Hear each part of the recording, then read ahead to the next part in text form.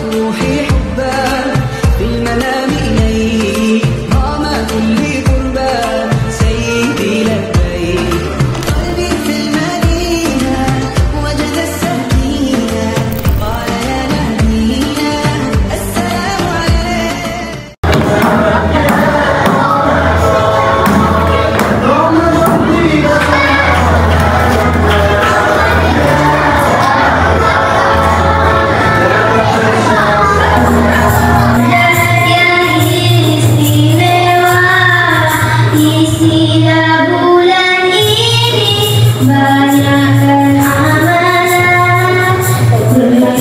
Waalaikumsalam warahmatullahi. Boleh Ustazah kongsikan aktiviti sepanjang bulan ini? Okey, boleh. Banyak aktiviti yang panitia agama Islam rancang. Termasuklah aktiviti utama tu iaitu tadarus Al-Quran seperti setiap tahun yang kita buat. InsyaAllah kita akan ada lagi banyak aktiviti lain seperti masakan, kuis, mewarna, permainan kotak beracun dan sebagainya. InsyaAllah kita sama-sama meraihkan dan memeriahkan lagi Ihya Ramadan kita pada tahun ini sebaka boleh. Terima kasih Ustazah. Sama-sama.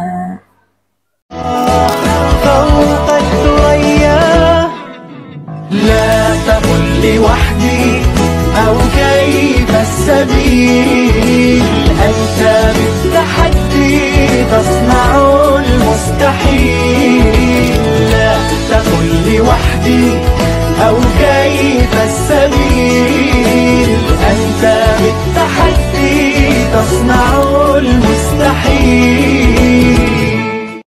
Assalamualaikum semua. Jadi pertandingan ini adalah satu pertandingan yang dijalankan oleh panitia agama Islam untuk mengisilah bulan Ramadan kita ni. Jadi tahap 1 dengan tahap 2 ada dia punya pertandingan. Tahap 1 pertandingan mewarna, tahap 2 dia kena buat khot untuk bulan Ramadan lah. Okey. Semoga semuanya berjaya insya-Allah.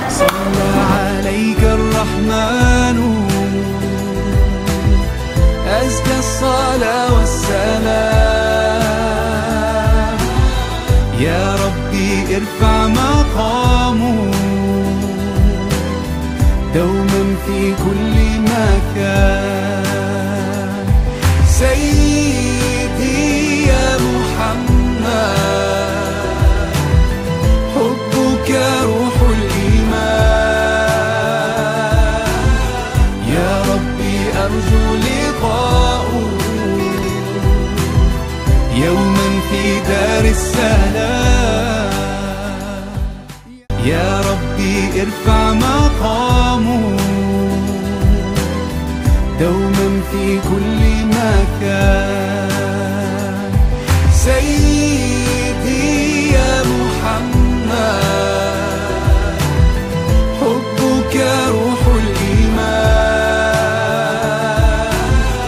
يا ربي أرجو